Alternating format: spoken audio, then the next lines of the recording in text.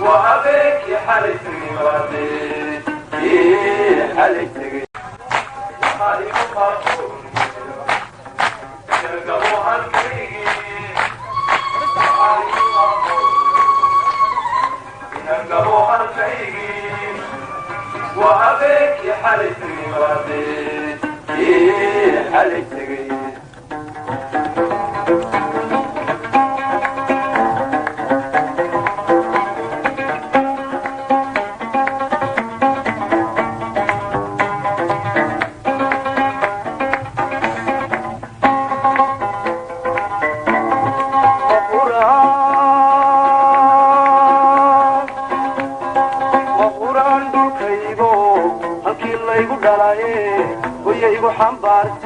أنا قد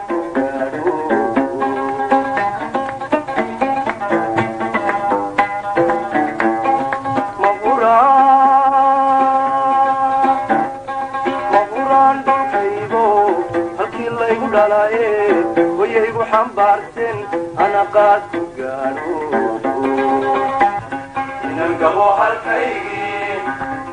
وهبك حالتك وابين كي حالتك وابين كي حالتك وابين كي حالتك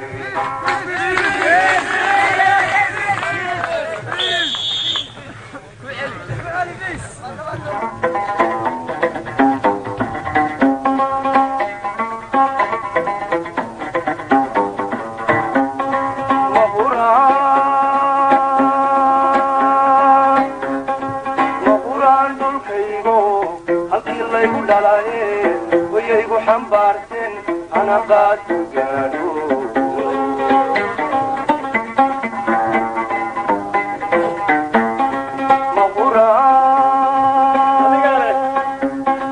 مغوران بالكيبو هالكي الله يقول عليه ويهيبو حنبارتين أنا قد قالوا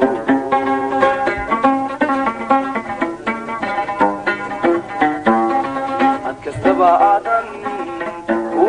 نهايو ديغان waxaan wahay agar kugu timaadiyo qorkiyo waraaba hawayda ooy ka dirabaan ila maraya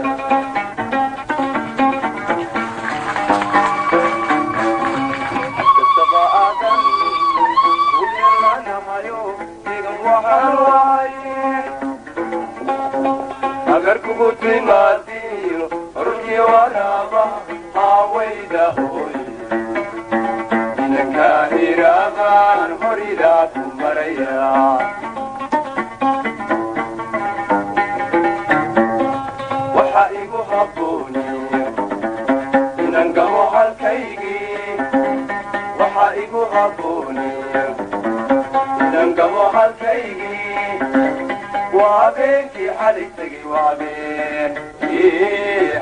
sanayaan halkaasi ayaa ah inay rumaysan yihiin helitaanka nolol dhaqaale ahaan ka sarraysatan dalkooda inta ay ku jiraan socdaalka dheer ay ku doonayaan inay ku gaadhaan dhulkaasi ayay soo wajahdaa xaalado adag oo halis ku ah noloshooda kuwo ayaa nafahooda waaya iyagoo oon ka gungaadhin sababtay u socdeen qaarkooda badbaadana waxay ku tagaan nolol iyo geeri iyagoo u dhexeeya ama la kulmay dhibaatooyin mahadho iyo xusuus adag kaga taga waxaa jirta oo kale dhalinyar aan haatanba ku qanacsanayn nolosha ay dalkooda ku haystaan kuwaasi oo u hanqaltaagaya sida ay ku tegi lahaayeen qurbaha iyaga oo sawiranaya humaagaan xaqiiqo ku fadhiyeen iyo dhalanteed oo ah inay helayaan nolol ka qurux badan tan dalkooda haddaba dhalinyartaasi intooda badbaada ee taga halkii ay rafaadka iyo wacyiga adag u soo mareen ma helaan noloshii ay filanayeen inta ay ku jiraan socdaalka rafaadka badan waa sidee nolosha ay ku nool yihiin iyo dhibaatooyinka ay la kulmaan qodobadaasi iyo kuwo kale oo la xidhiidha arrinta tahriibka waxay nooga warramayeen nuurudiin cabdilaahi khaliif iyo cismaan maxamed cismaan oo dalka ka baxay iyagoo tahriib ku galay qaaradda yurub hase ahaatee iskood uga soo laabtay iyadoon cidina soo tarxilin ama aanay soo mustaafurin waxaanay haatan ka shaqaystaan magaalada hargeysa waxaa ku hormari doona sheekada nuurudiin cabdilaahi khaliif kaasi oo ka bilaabaya wakhtigii uu dalka ka baxay iyo bilowgii socdaalkiisa bismillaahi raxmaani raxiim magaaladan hargeysa ee caasimadda jamhuuriyadda somalilan wakhtigii aan qorsheynayey ee ama ay igu dhalatay qorshaha in aan waddanka ka haajiro oo aan tahriibo waxay igu dhalatay kii horraantiisii sababaha aan uga baxay jamhuuriyaddeennan somalilan siiba dee caasimadda aan degganaa ee hargeysa iyadoo oo aan balaayay ahayn waxaan uga baxay dhaqaalo kordhisasho aan u doonanayo qurbaha siiba waddammada yurub socdaalkayga waxa aan ka bilaabay magaaladan hargeysa aniga oo ka raacay baabuur ugana sii gudbay xadka etoobiya ilaa addis ababa kabacdi halkaasaan xadka suudaan uga gudbay intii aan etoobiya ku jiray noloshaydu iska caadi bay ahayd laakiin tahriibta saxda ahi waxay noo bilaabantay markii aanu xadka matama ee suudaan aanu ka gudubnay oo silicii iyo saxariirtii iyo gaajadii iyo lugtii ay noo bilaabantay oo aanu aragnayba in aanu tahriibayno intii kale waxaanu iskaga jirnay safarro caadi ah kabacdi suudaan waxay noo noqotay in aanaan gaadhi arag ee aanu lug ku jirno ilaa aanu gaadhayno khartuum oo markii dambe gaadhina lagu geeyey oo noloshayada iyo dhiiggayguba uu noo buuxo oo weli noloshii hargeysi ay naga sii muuqato sidii baanu khartuum ku gaadhnay kabacdi saxaraha ayaa xajiyadana lagu geeyey gaadhi weyn baa nala saaray oo nooca hiinowga ah annagoo ah 70 qof oo rag iyo dumarba isugu jira sidii baanu maalin duhur ah oo 12 barhkii duhurnimo aanu ku galnay saxaraha gaadhigii u socodkii ku bilaabay oonu ilaa habeennimadii ku jirnay oonay weli diifin aad nooga muuqan oo aanaan damqan balse damqashadii ay noo bilaabantay markii aanu saxaraha ku jirnay 3 habeen ee qabowgii iyo hurdo la'aantii aanu dareennay kabacdi ilaahay wuxuu naga ilaaliyey wax dhibaato noo keena oo xanuun ah oo dhibaato ah balse markii aanu saxaraha kala bartankiisa xadka suudaan iyo liibiya uu gaadhiga weynina geeyey ayaa waxaana lagu wareejiyey baabuurtii yararaa ee liibiyaanku watay nimanka liibiyaanka ayaanu nolol aad iyo aad u xun kala kulannay iyagoona garaacay iyagoo arxan darro noola dhaqmay iyagoo welibana noo diiday in aanu qaadanno raashinkii jawaanada noogu jiray ee baabuurka weyn noo saarnaa yidhi 2 jawaan oo keliya waxyaabaha ay nagu samaynayeen waxaa ka mid ahaa horta ninka liibiyaanka ee gaadhiga wataa nin daroogaysan weeye qofka bini'aadanka ah kaadidana qabata noomay ogolayn kaadiba ay haysa gaadhiga ma taaban kartid ninkaa gaadhiga wataa marka ay kaadiyay qabato unbad jaanis u heli kartaa in aad adna kaadi u dhaadhacdo sidaa aanu gaadhiga u rasaysannaye sida raashinka ah hadal iyo buuq haddaanu ku darsanno in uu leewarka birta ah soo qaato uu nala dhaco oon anuu dee life u arkayen toos u arkayey nin aanu saaxiib ahayn oo koonfur isagu ka yimid oo nala socday inuu halkaa gacanta kaga dhuftay halkaa lafta ka soo booday markaanu kii aragnay inaanu afkayga wada haysannay gaadhi aan la joojinayn saxarihii oo aan dhammaanayn kaadidii oo nagu dhigtay oo aakhirkii noo noqotay in aanu nin kastaaba halka uu fadhiyo ku sii daayo iyo habeenkii marka ay gaadho saqda dhexe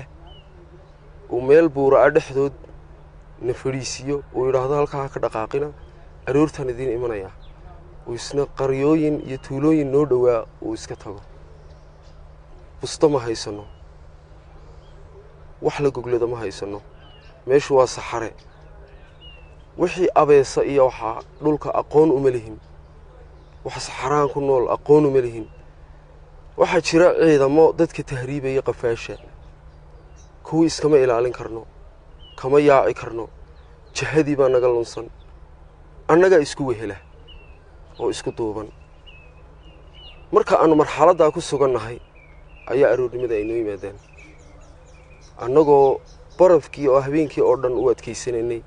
oo halkii kiiloomitir ee aanu Yurub u dhaqaaqnaba barafka Yurub yaala uu qabow nagu soo deynayo oo dhiigaygii iyo dheecaankaygii marba marka ka dambaysa aanu cunayno markay arrimahayagu ay sidaa yihiin ayaanu u gudubnay aroornimadii gaadhigii baa nala saaray aduu dhowr cisho ka bacdi waxaanu galnay magaalada Ajdaabiya la yiraahdo Ajdaabiya goor maqrib ah ayaanu galnay labadii gaadhi siday isku daba socdeen geedkii baa loo furay nimankii magafayaasha ahaa ee joogay xabaday kor u rideen waayo lacag baa soo hoyatay markii saag baabuurtiina looga soo dhaadhiciyay ee aanu soo fadhiisanay anagu kuyuusta isku daba jirna ayaa leen sidaa naloo fadhiisiyay walna la tirsaday xisaabteedoo nala tirsaday guri baana la geeyey gurigii oo Soomaali hore ku sii jirto ayaana la yiri halkan buuq lama ogola wax xiro ciidan halkan aanu ku jirnaa oo militariya waxaana lagu yiri kaadi hadii ay noqoto baaldiga halka yaala shirkaan weyn oo kuwa waaweyn oo afka laga gooyay ayaad ku kaajisaan hormooyinka dumarka oo kaliya mid suuliga qaban kara dumar wayna la socdeen annaga wehel oo ahayn cid kaloo ay weheshanayeen ilaahay inta ka sokaysa ma jirin magafe gurigiisa afkiisa hore waxa ku qoran alfuluus xayaatak lacagtu oo noloshaada lacagta magafaha waa 4700 magafe nin dadka ka duwan ma aha waa nin ka tirsan shirkadda tani hargeysaada iska dhaqaajiyay waa shirkadda ka bilaabanta Addis Ababa ilaa Suudaan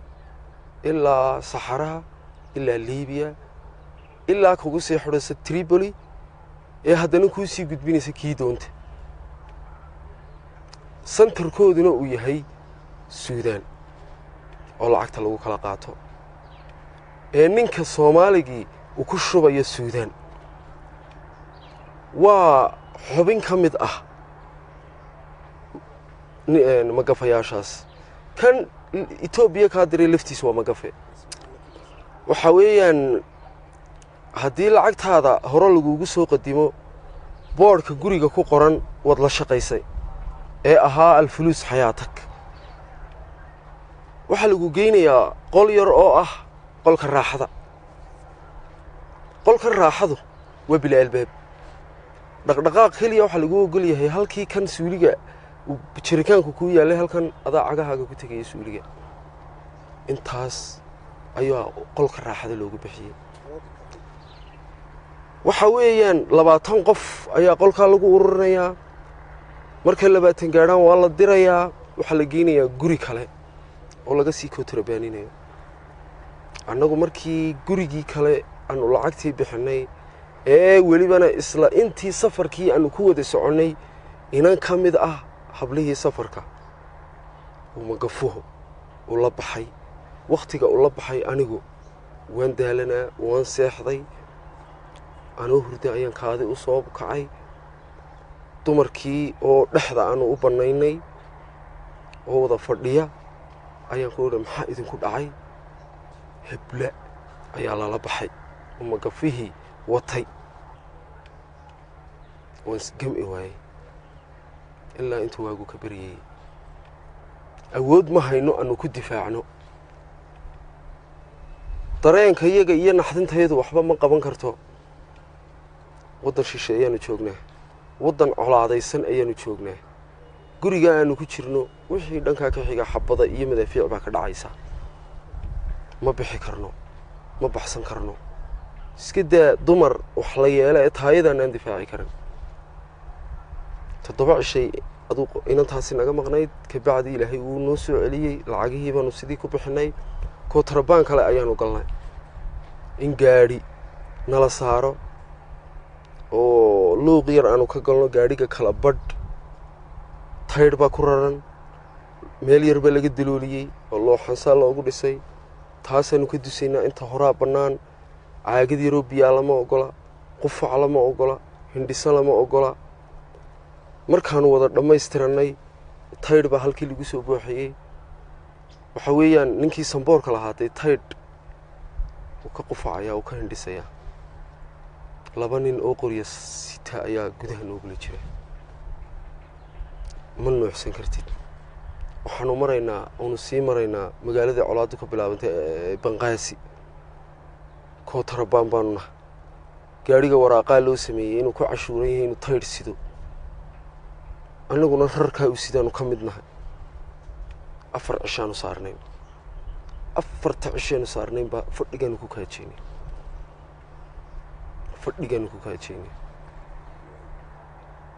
oo cunka iyo jeermiska iyo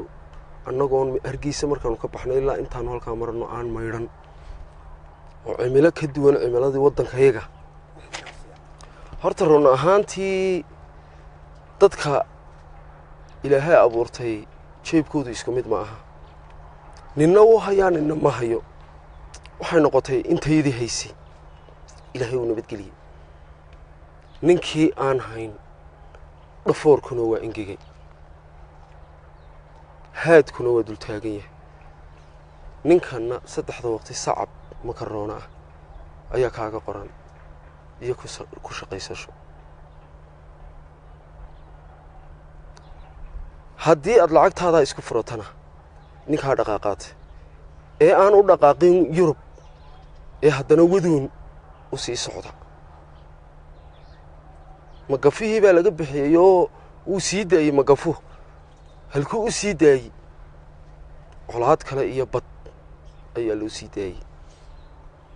anagu kuma naan xisaabtamayn run ahaantii marka laga hadlo magafihii baanu bixino dee qurba joog baanu noqonay qurba joog ayaa nagu ilhaam iyo dee nagu seef garaysneed waxay weeyaan waxaan xanuunkan iyo injirtan Liibiya nagu cunaysa iyo bustalaantan iyo gaajadan iyo waxaan inama damqayaan qurba joog baanu nahay oo mar walba laabteeda waxa ku seef garaysan iga dambeeyo adkayso annagu waan ku gudubnay waxa kale oo timid in xeradii aanu ku jirnay na lagu laayo oo ah xero military ay ciidan nagu laayaan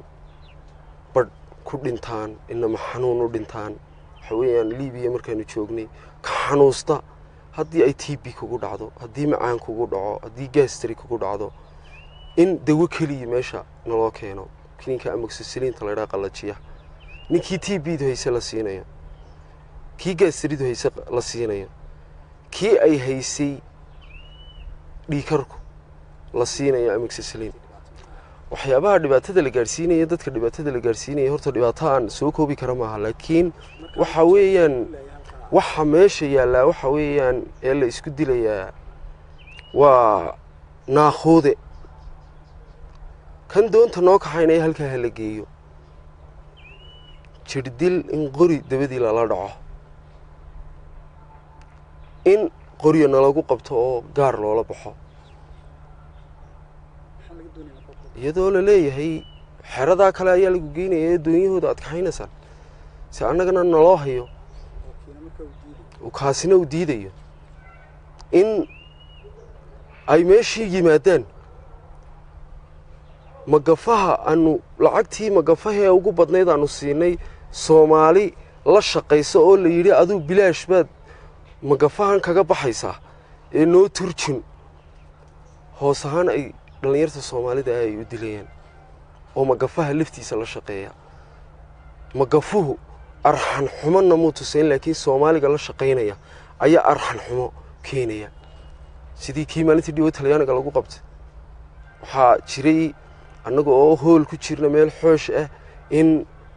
naloo keeno wanu oynay maalinta inamo dhalinyar ah oo Soomaali ah oo laftaa dhabarka oo kaliya muuqato oo sida xoorta tuur soo yeeshay oo dhalinyar nala sii joogtay ay garteen alla waa hebel iyo waa hebel iyo waa hebel warniyo kii hebel ahaaba sida noo gartay oo magafuhu raashinku noogu soo dhiibaba banaanka ku daadinay oo mee Salmaan uu dhintay inankaa dhintay habeenkiina looga sheekeeyey baanu annagu dhammaan annagoo 470 qof aanu go'aan qaadanay inanka oo sakaraad ah ayuu inankan kale ku yiri biyo ii keenay inamadana noo sheegay qolku jiifay buu ugu galay madaxu la ka saaray markaas shanqadh ugu dambeysay ninkii waa bari ku dhawaadkiiba yar laga maqlay bis sidii buu ku dhintay nasiibkayaga kii sidaa sameeyay baa nalagu keenay meeshii kii annaga xabsi ka dhex dhiganay meeshii ku xidhnay guddi baanu lahayn guddidii baa ilaalisay liibiyaankii baanu u yeedhnay liibiyaankii baa qaaday jeelkoodii geliyeen waxa weeyaan horta liibiya anigu waxaan joogay 4 bilood iyo badh 4 bilood iyo badhkii aanu joognay 30 talaabo socodkaygu mu gaadhin waxa weeyaan bishii ugu dambeysay marka 3 bilood iyo badh aan caadi u joogay bishii ugu dambeysay jilbaha ay xanuunay iyadoo dhalinyartayadii gebigooduba injirtii cunaysay ay jirkii ismiidaamis iyo wax ku dhalisay oo aanu in badan jawi ku dagaalanay maanaan baxayn maanaan safarkaygii gelayn ayaa aanu jilbuhu xanuunayaan andar ilaahay masquul u tagay waan qubaystay waan maydhay masquushii markaan suuligii ka soo baxay ayuu ninkiina haystayna lacagta doonta u dhiibanay noo yimid daabul gala buu yidhi saf baan u galnay safar baatiin caawa habeennimadii baa nalagu qaaday baabuur baddaana la geeyey sidii ayaanu badda ku galnay annagoo 5 doonyood ah doontiiba loogu talagalay 110 qof in ay qaado waxa weeyaan doonyaha wax dhisan may hayn aniga iyo inaanu saaxiibayno Cabdifatax Kiise la yiraahdo imkii Ustri bi jooga ayaa qacmahayga ku xirxidhaynay oo lina ay nagu socotay karbeesh naqas iyo looxaan la isdhex dhigay oo abwaal lagu jiiday ayay hayd gebigeeduba ayuu naftayda saarnay oo jiinkiina xagga dambe lagaga xidhay badii baanu sidii ku galnay annagoo oo 130 qof ah oo 20 qof ay saayid nagu yihiin oo iska tawakalnay waxa aanu isku soo hadhnay in meel leed nooga muuqda aanu jirin waa annaga iyo badda iyo alle tawakkul ala Allah iyo anoo Allahu akbar tahay waxaanu sidanaa GPS Toronyo iyo Compass Toronyahayaga wana la maqlayaa markaanu halownaa laakiin annagu waxba ma maqlino oo ma sheegi karno wadaanu sheegno halkaas aanu joognaa ama ma maqli karno sida halka taagnaad hadii la yiraahdo ma maqlino doon baanu ishelay aduu 4 iyo badhkii 5 oo dhowdhow markay ahayd ay badan ugu kacday annagoo dhuxul noqonay oo madoobaanay oo lilma dhamaysanay ayaa Ilaahay markab noo soo diray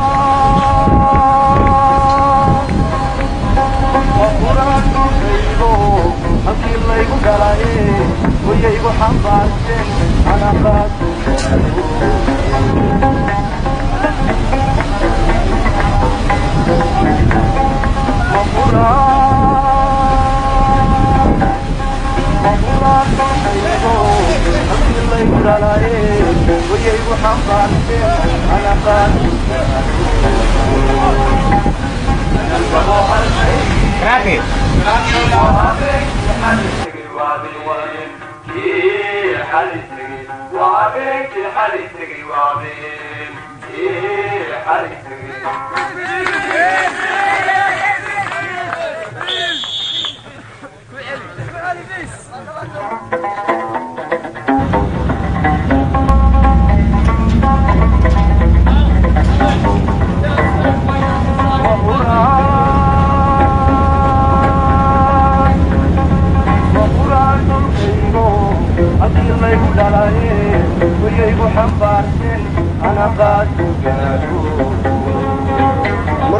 diyaarad buu soo diray diyaaraddaa noo timid oo nagu dul wareegtay dabadeetana diyaaraddu waxoogaa markii nagu dul wareegtay ayay noqotay markabkii 2 laash buu noo soo diray 2dii laash baa iyaga laftoodu nagu dul wareegay doontii gooma ahayd ee balastik ahayn saarnayn ayuu ku gujiyey intaa waxay iska hubinayaan inaanu nahay dad tahriib ah iyo inaanu nahay wax kale aduu wixii baadhitaankoodii wixii markay dhamaysteen bay 2 laash naga noqdeen waxay soo qaadeen bacawaaweyn oo ay alaabi ku jirto koodhkii badana loo qaybiyay waxa weeyaan markabka markiiba waxa loogu horsaaray dumarkii iyo carruurtii iyadoo intii la taagnaana u shidaal nagu daatay oo shidaalkii uu waxyeelay gabadh dumar ah oo dhinac kaga daatay oo markiiba diirka ka riday markiiba iyada meel gaar la geeyay markabka qaar lugaha googooyay way jireen sidii baanu shanteedii dooniyay aanu markabka ku kornay iyadoo markii markabka laftooduna raashinka aanay nagu badin si aanay kaadina iyo waxaasna aanay noo qaban dhammaan sidii baan lagu badbaadiyay wax naga dhintay ilaahay naguma keenin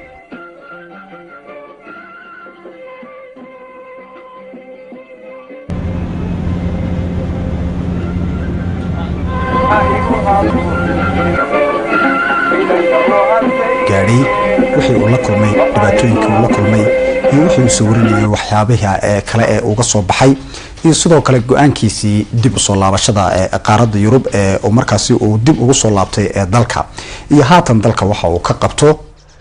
waxa weeyaan waxaan soo gaadhay guushii safarkayga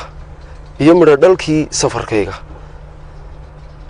Yurub ayaanu cagaha soo dhignay horiya hebel imka ma Yurub baynu joognaa iyo ha Yurub baatane ha u qaadan waa Yurub magacu u fiican yahay laakiin maxaa hoos yaal hoos loo meego kuyuubana laga soo dhaadhiciyay markabkii iyadoo farahayga la eegayo kii finan yar kula gaar loo dhigayo kii caadiya dhaqaaq la leeyahay kabihiina laga bedelay ayaa basasna la saaray baskiiba 60 baa la saaray waa halkii aanu saaxiibadayo ku kala baydhnay dadkaygii ilaa intaa isku soo xidhnaa aanu kala farqiga ku noqonay nin kastaba wadan tagay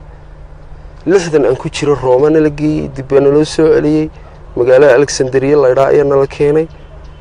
7 loo sii qaybiyay 7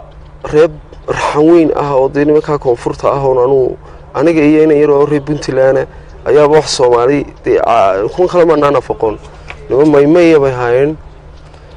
ayaanu gurina la wada geeyay albeerka ah albeerkadii baanu aduu wax ku yar cunay xaafadii aanu la soo hadalnay oo aanu u sheegnay inaanu Yurub galnay gelin dambana la geeyay kiniisad anu markii kiniisadda aanu u galnay aan jiri dhacooday oo markaan gurigeygii ka doortay kiniisad in gami waayay inay warino taliya aanu ka yaacno meesha kiniisadii habeenimada aanu kuma gamin maalinnimadii bana laga kaxeeyay waxaana loo geeyay gabadhii albeerkadii dibadii gaadhayna soo saartay gaadhigii markii ayna soo saartay ayaa dhakhtarna la keenay dhakhtarkan caafimaadkayga la eegayaa wax kale naloo qaban maayo waxaana la marinayaa dhiiqo baashan boomaatada la yidhaah yaana marinaya waxaana marinaya qof dumar ah nimankaygii ragga ahaa ee islaamka sheeganayay gabadh aanay diinteedu noo bannayn in ay jidhkayga ka shaqayso ay u mariso waan ka diiday halkan Yurub baa la yidhaah in danto ad yeeshay noqonayso in dharkana laga bedelo kaniisadina lagu celiyo ayna tiraa aroorta kamaydha dhar kalena oo idin keenaya waanu ka maydhanay dharka intii ay soo waday baanu ka baxsanay si aan farana ooga dhigin Talyaaniga oonu tareen raacnay oonu ku tagnay Juventus oo aanu Soomaali kale u tagnay sidii baan ugaga sii gudbay Yurub oo aan Switzerland ku tagay oo aan kula kulmay nolol aanan geyin nolol ay ii dhaanto tii Liibiya oo tii Liibiyana ay tii waddankaygu ka sii wanaagsantay in aan cunto kuyo u galo in hurdadeedii la kantaroolo in suuq u baxastaydii time loo sameeyo in anoo hagar la'aan biyaha u cabba cuntada oo cuna waxaan u baahdo soo qaata in la soo koobay in yaroo kooban aanu ku xidhnaano nin balwad baa laleeyahay qaar baa sigaarka cabba haashka ay la gurto ayay noqotay oo kolba marxalad aad gelayso Hargeysa meherad baan ku haystay anugu waxa weeyaan qofka waxa kaxeeyaa waa hunguri xumo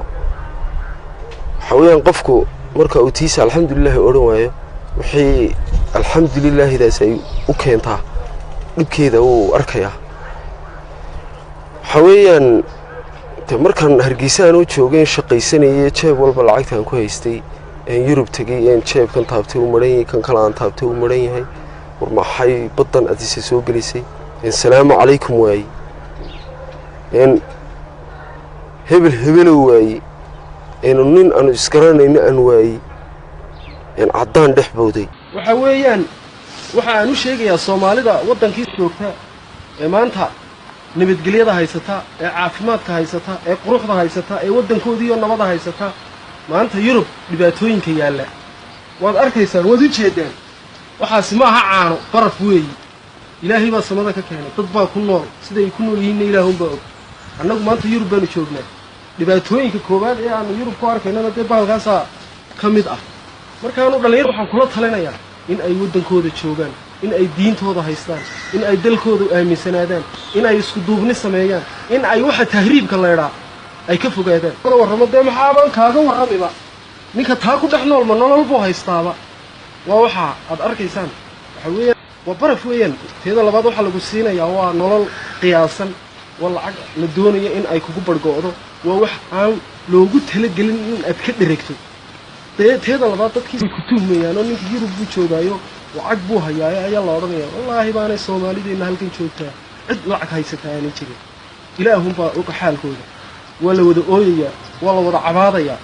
marka saasan idin kula talinayaa wassalaamu calaykum waraxmatullaahi dadka halkan ka yaacay ilaa qudhaydana dee waxa la filayaan isaa lacagta loo xaadho Hargeysa bad ka helaysaa 500 qof ka dhacday عيد وحلا يرابا لقصيني عيد ونده و ريركي نور دل موضة سينية والشخصي أهانت هذا السينية حويا يوروب عيد لقصيني أنا واحد قياسا إنه لا شادون حويا أنا يوروب ضد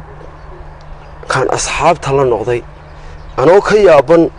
سلام عليكم بد إتراح وواي أو إيضان dhagahaygaasi maqli waayeen oo uu ka batay jiliska kaniisado ayaa nin aanu saaxiibnay oo aduu mar inta badan isarki jirnay ayaa maalmaha ka mid igu yiri war shaqaan helay dee waa asal sifi alxamdulillah ka shaqayso balse wuxuu yiri shaqadii salaadii la ima ogola salaadii la ima ogola haddaan maxaa shaqo ka tahay iska daabaan ku yiri oo fikra ونبل ماشى أتشقدينا صلادي ميلها قارنا لقاقو وقلانا ميلها قارنا سيدا تل الديدة يبه حرابة سلام عليكم يو إيضان با أنا ذو مغلي تشريني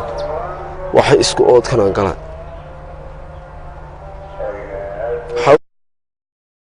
الدنيا ده الدنيا لو ما أرضي واتشنو أيا لو تقالما شنو ذو نوحي تالا هد بوالدك هلكو تشوغو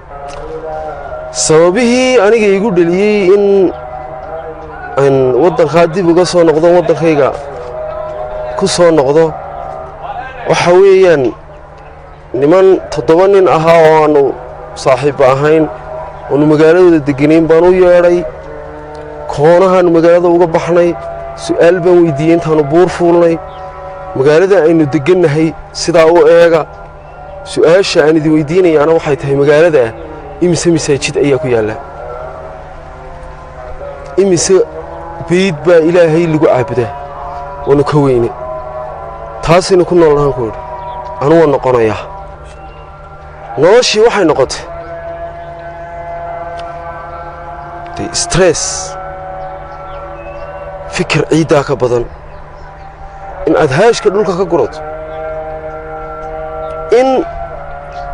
10 cisho ee bisha haddaad reerkiinnii wax u soo yar dirto ama reerkaagii in dee mushaharkaagii intii caydhi aad qaadatay ay kugu badhgoodo horta waxa weeyaan dhallinyar badan oo aan ku ogaa meesha wakhtigii aannu wada joognay niman nool ahaa oo dhabankoodu taagan yahay wakhtiga aan kula hadlayo markaannu wada xidhiidhno nimankii jidh ahaan iyo bilic ahaan aad ay isku beddeleen waxa weeyaan nin haddii maanta reerkooda guri ay u iibiyeen oy ku badbaadiyeen oo uu yurub tegey dee mid baa meesha taalla waxaad ogaataa gurigaa intii la siiyey kharashkiisii in aanu weligii ka dhexelayn yurub weligii aanu ka dhexelayn yurub isaguna haddii uu isiraaniyow iska noqo way ku jirtaa qalbigiisa laakiin anii hooyada iyo reerkiinnii ayaad caydh ka dhigtay maxaad kula noqon anugu waxaan ku xisaabtamay walaalkay lacagtuu iga bixiyey faqri kuma noqonayo arsaaq baa u qoran markii aan yurub tegayey kamaan baqan yurub markaan waddankayga ku soo noqonayna inaan waddankayga ka baqo ma aha waayo yurub waad ku dhololaysa dee waddankaaguna inaad ku soo orodo ood ku soo faraxdo ayaa wanaagsan ragannimada cisiga iyo sharafta iyo wanaagga aad waddankaaga ka weydana meel kale kuma helaysid meel kaloo aad ku helaysaana ma jirto waxa weeyaan inan hadduu maqan yahay ooy hooyadii halkan leedahay inaan baa maqanoo jarmal ku jooga dee wuxuu la joogaa waa maxay waxa aan soo noqday iyadoo reerkaygu igu faraxsan yahay iyadoo hooyaday igu faraxsantay iyadoo aabbahay igu faraxsan yahay iyadoo dhammaan shacabkii iyo wixii aanu aqoon isku lahayn ay aad ii soo dhoweeyeen waxa aanan wakhtigaa marka aan yurub joogay ay igu dhalatay iyadoo aan 3 bilood ku taamiyey sidii aan u noqon lahaa aan u tegey kii caydhana siinayey oo aan ku odhi tooni waxaan doonayaa inaan waddankii ku noqdo wuu ila yaabay oo ninkaaga intaasoo dhiba soo maray maxaa ku celinaya may baan ku idhi go'aankaa anaa gaadhay hadday shaqadaadii taana ii qabo haddii aanay shaqadaadii ahayna ii gudba xafiiska oo xafiiskii immigrationka la ii gudbiyey oo xafiiskii aan u sheegtay codsigaygii in waddankaygii in la ii celiyo ayaan doonayaa halkaasaan ka yimid waa nabad ha la ii celiyo sidii baa codsigaygii laygaga aqbalay sidii baa diyaarad laygu soo saaray oo aan ku imid hargeysa aan kaga soo tegey oo welibana ay yidhaahdeen halkeenu kaa dejineen hargeysa ku yidhi sunuunaysiisaan xaalkaaga ka warrisaad waxaad ii samaysay mataqaanaa haddii ilaahay idhaa inta horta ii tiri waxaa soo imsaa 500 soo maa 500 kow laba shanad laalatan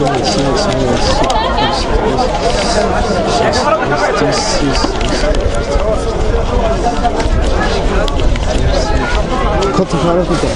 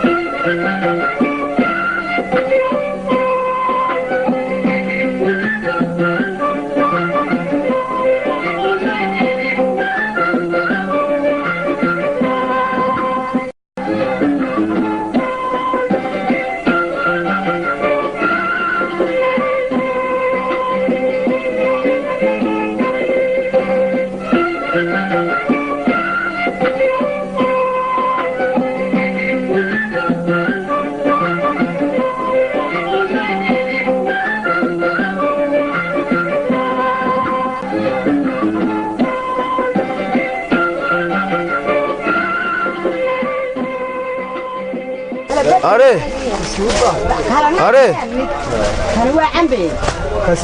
are بس كرتون بسكنية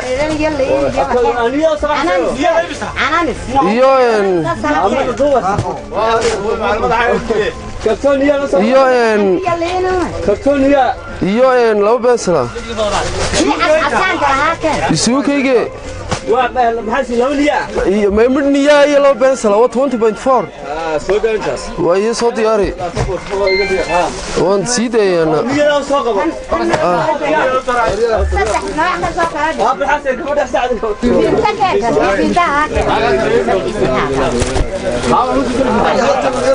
بوسي تيما سو قاده بوسي تيما سو قاده كان بوسي تيدي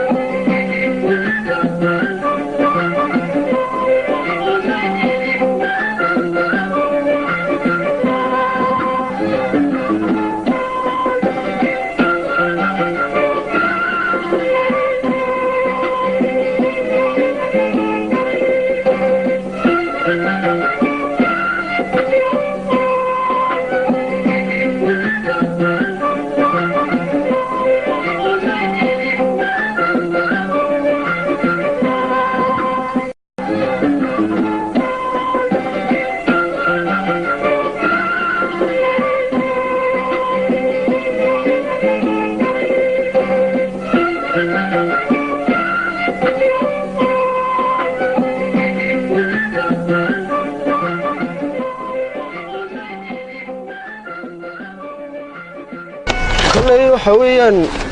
قرباء عن وقتكيغا كلميو waxaan ka doortay in aan wadankayga ka xamaasho oo aan ka shaqeysto oo aan wadankayga aamino taasaan ka doorbiday oo xawiyaan wixii aad wadankaaga ka weydo kama heli kartid meel kale qurbana waxaan kala kulmoon inaan kuyu cuntada ugu jiro aan gaal isku daba taagay nolosheeda imkana kale waa la arkayaa in alxamaalanayo ودمانتا عيد أنقال كسجون عن حوجي كلا صباحه وعن كوكا كلا صانع هاي بالحرية نبتقليو عد أنا أورانا محاض هاي عد أنا ويدينين شرعي وواحد استبدأ وده فيك كذي هليو كل من كتير وتكون لي ما تنيك ودوه تكيس كحمة شو وحكونا إنسان ماله فركا مانتا كلي وحوي قف كستا ضمير iyo aqli leh uu garanaya maanta de waxa wadankiisa yaala waxaad wadankaaga ka weydana meel kale ka heli maysid marka in wadanka laga xamaasho mid kaliya ugu wanaagsan in guulna lagu gaari karo aad baan u fiicanna maxaa ku siiyaa may maxaa ka iibiyaa سبرايد ها مدوينو سبرايد سيدا ويه طيب بام سوا عادي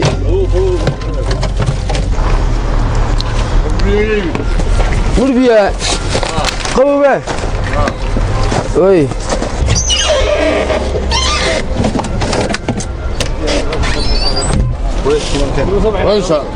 والله بيه بري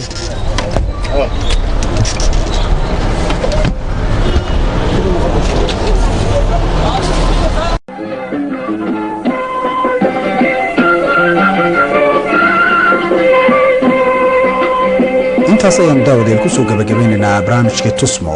oo aanu qaybtiisii labaad ee ku soo qaadanay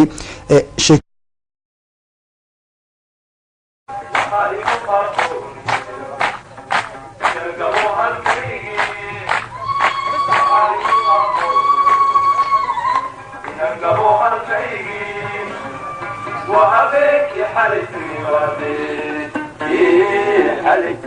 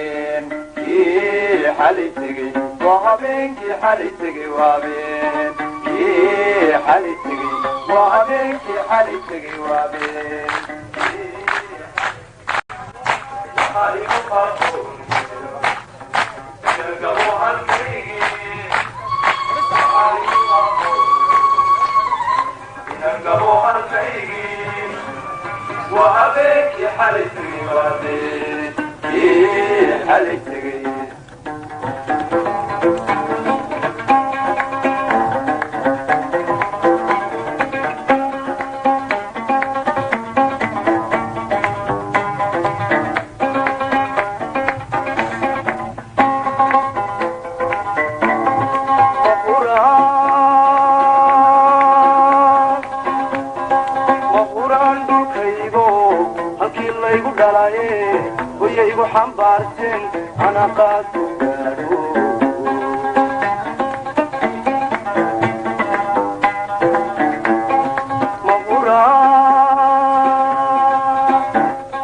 mahuraan dhulkaygo halkii laygu dhalaye hoyaygu xambaarteen ana qaad ku gaadho inangabo halkaygii waa habeenkii xalay tegay